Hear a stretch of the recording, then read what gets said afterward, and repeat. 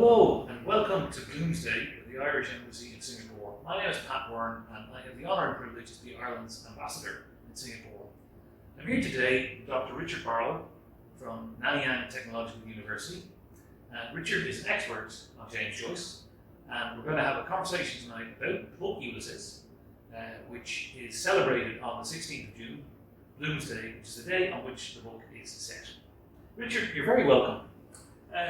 Ulysses is a very well-known book, but it's probably better known, for being a great book rather than for being a book that everybody's read. So why should somebody who hasn't read Ulysses pick it up and read it now? It's a good question, and thanks for having me. I think it's one of the great challenges in literature. I mean, it is a demanding text, but there's a great sense of achievement you can get from getting through it. And aside from that, it's deeply profound, as some very interesting things to say about human relationships, about people. And it's also a celebration of ordinary life as well, and just normal experiences. On top of that, it's extremely funny. I mean, all Joyce can say this, but it's true. It has great jokes in it and riddles, and it's just an endless source of entertainment. Okay. I agree with you. Mind you, it took me, I think, 8 attempts before I managed to get through Ulysses from start to finish. Have you any suggestions for people as to how to get over the blocks and the obstacles that people sometimes encounter when they try to read Ulysses? Yeah, I mean, that's a common experience. I think a lot of people get stuck around the third episode, which is hard going. Well, my advice would be just to stick with it. Nobody understands all of Ulysses, so people shouldn't feel bad if there's a particular, there's a particular part they don't get.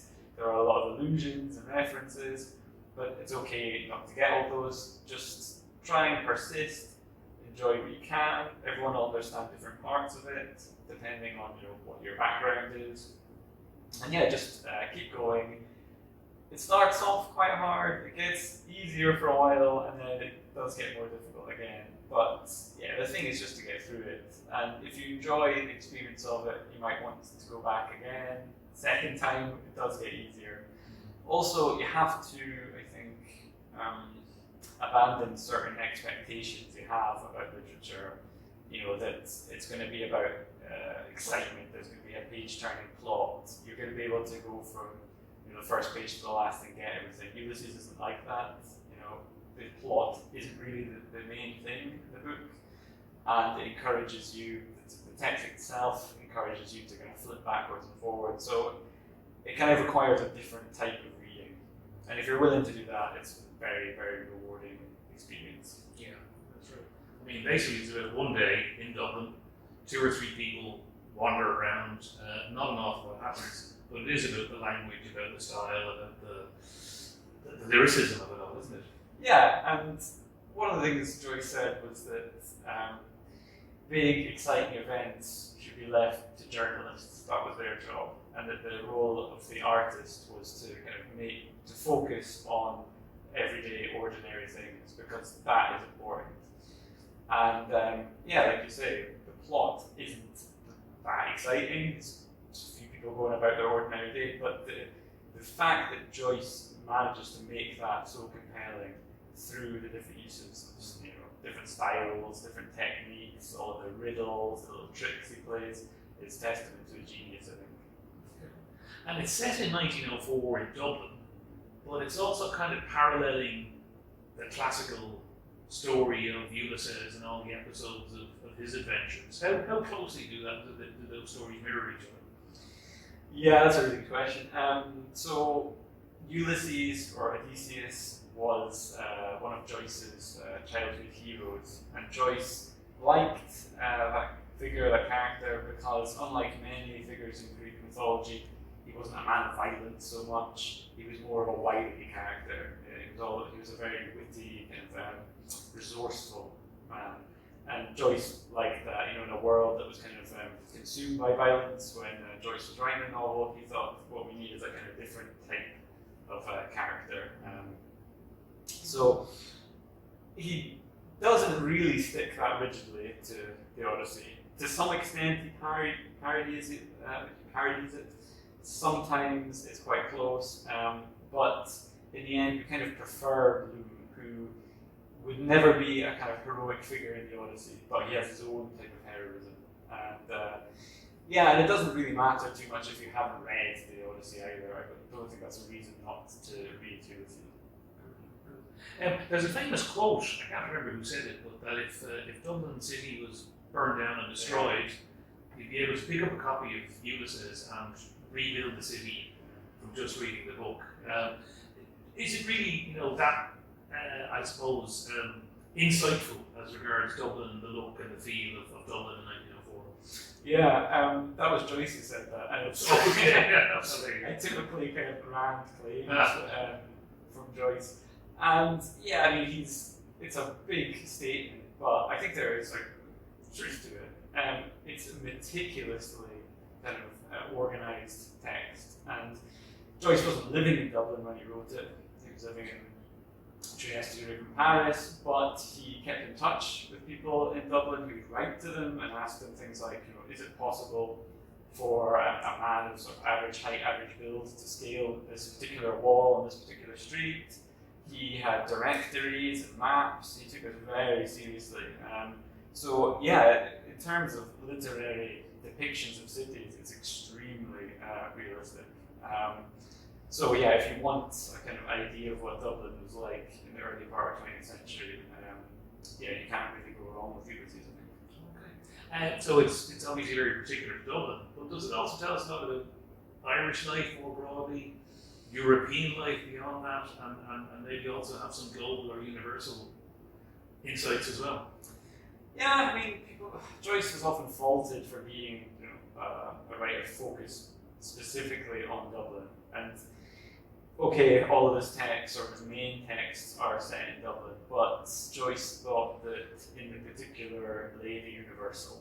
So he was always, even though he was thinking about Dublin and writing about Dublin, he was trying to work with themes that he thought were universal. And for Joyce, people don't really change over time. People don't change according to place. So he's really trying to deal with things that are applicable everywhere. And so some of the themes in the text are grief, betrayal, or the search for the father figure in your life, this sort of thing. And I think, people from anywhere in the world would be able to relate to themes like that. Okay. Now, between you and me, whoever's watching, I believe that the book was banned. Yeah. Is it very naughty? Parts of it are. I don't know how shocking readers today would find it, but certainly for the 20s it was very risque. And yes, it was subject to a famous trial in the United States. Technically it wasn't banned in Ireland, but it may as well have been. You couldn't really get it. And yes, it was considered a deeply scandalous book at the time. But I don't think Joyce was aiming for titillation. He thought that, this is one of his famous quotes again, that if Ulysses isn't fit to read, life isn't fit to live. In other words, his book isn't dirty, it's just that this is what life is like, and it's his job as an artist, as a writer, to kind of fully portray all of life, no matter how unpleasant or dirty people may find it.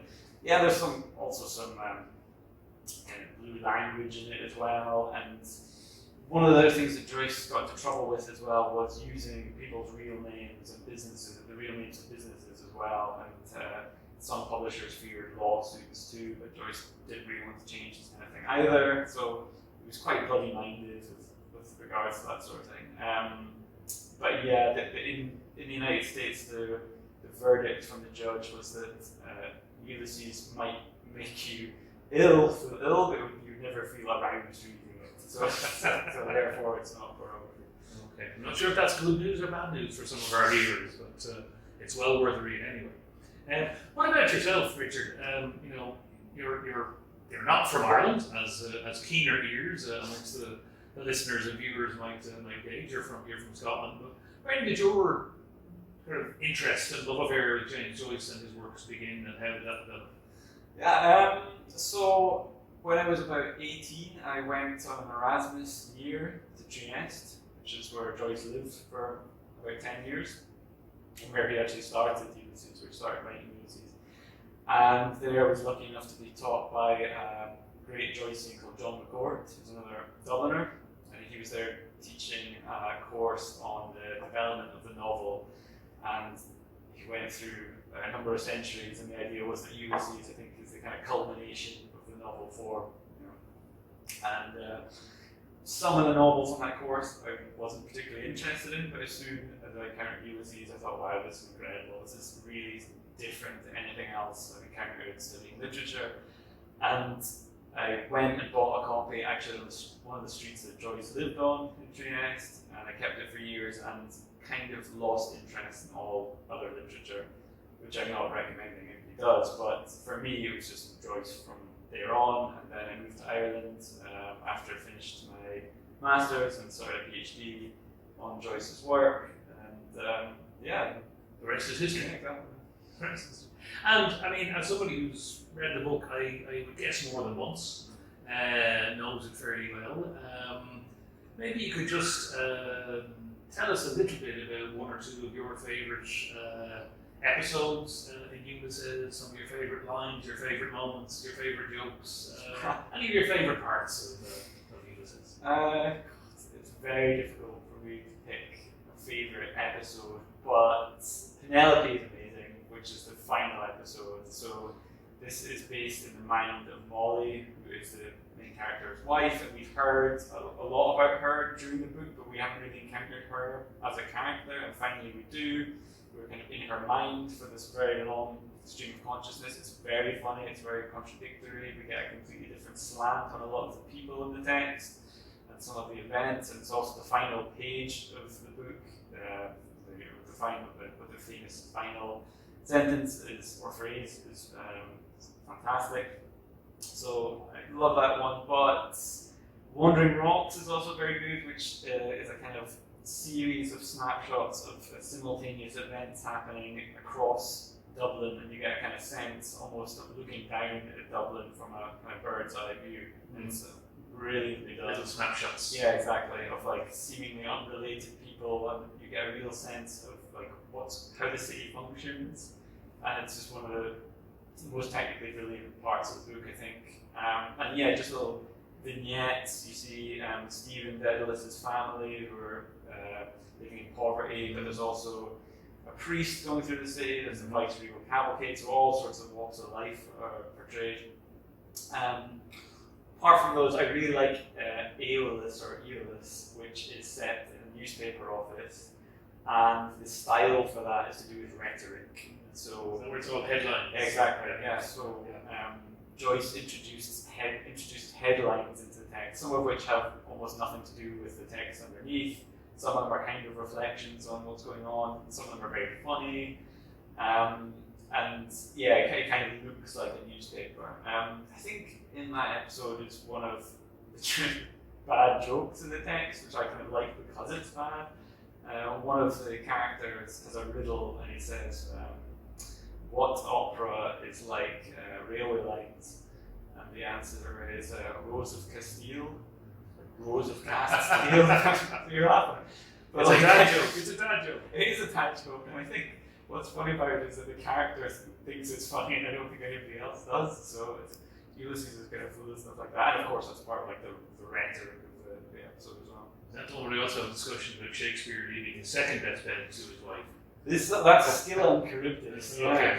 Which is they're all brilliant. But yeah, this is where Stephen goes to present a theory about Shakespeare's life that he admits he actually doesn't believe in, which is a brilliant performance by Stephen. But his representation of, or his depiction of Shakespeare is actually very similar to Bloom. And of course, Stephen has no idea about this, but he presents Shakespeare as a kind of betrayed, cuckolded figure similar to Bloom. So that's one of the moments in the text where Stephen and Bloom are kind of drawn together. And they are great characters, aren't they? I mean, Bloom is this wonderful everyman, but we get great insights into his mind, and he's very complex and very interesting. Yeah, I mean, it's difficult to like Stephen, I would say. I mean, I did when I was a young man, but now as I've gotten older, I can think this guy's unbearable. Bloom, yeah, he's very sympathetic. He puts up with a lot. We know so much about him, about his hopes, his fears, because we are, privy to so many thoughts, so many of his thoughts as he goes throughout his day. But we also learn things like what he has on his bookshelf, what height he is, what weight he is, that sort of thing. So we know much more about him than I'd say probably any character in literature. And yeah, he's not flawless. He's certainly a flawed figure in many ways, but we certainly prefer him to some of the other alternatives Joyce gives us in the book, like the sort of narrow-minded Cyclops figure in Cyclops episode. And Blazes Boyle. And of course, yeah, Blazes Boyle. Yeah, we're invited to kind of compare him to the kind of caddish, sexist kind of figure of Blazes Boyle, and who Molly is having an affair with. Yeah, that's fantastic. I mean, maybe to finish, for those of you who do give Ulysses a go and enjoy it, there are plenty of other works by James Joyce which are also well worth reading. Dubliners, fantastic short story collection with the really famous and wonderful story The Dead, which is made into a great film by John Huston with Angelica Huston. And lots of people will have seen that, but it's regarded as I think the best short story ever written. But also a couple of great novels, and I know you're a particular fan of Finnegan's Wake. And there's also Portrait of the Artist as a Young Man, which is another book in which Stephen Meadows appears. Yes. How do they compare, or is it possible to compare Joyce's other works with Ulysses? It's another very good question. I would say Dubliners is technically brilliant, but it's the work of a young man, I think, and there's a lot of bitterness in that early stuff, except for Dead, where Joyce thought, okay, I need to include some of the hospitality and warmth of Irish life, so we put that in the story. And Portrait is brilliant as well, but we have to put up with Stephen, who's in some ways difficult company. It is a brilliant text.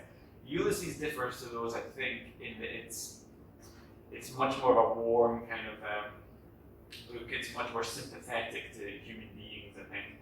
Finnegan's Wake is very difficult to describe. It's extremely complex. It includes many different languages. Joyce is playing with language and playing with words a lot. I think it's fantastic, but it is hard going. It's very rewarding, but it's a very deep, rich text. But a lot of people abandoned Joyce in Joyce's life. A lot of his supporters thought he'd gone way too far with this one. He also wrote poetry and sonnets and things like that as well. He did write poetry, yeah, which is fairly conventional, actually, compared to some of the revolutionary things he does in fiction. The poetry is quite formal, quite accessible. It's very pretty, but no, it's not read very much. I don't think, not compared to his main texts. See, I like the poetry. He reads Finnegan's Wake. This is the intellectual difference between us, obviously. Look, final question, maybe. I mean, as I said, we're coming up to the 16th of June. I think people should give Ulysses a go and try to read it. If this time next year, on the 16th of June, people out there haven't read Ulysses, what will they have missed? They will have missed probably the greatest experience in literature that is available.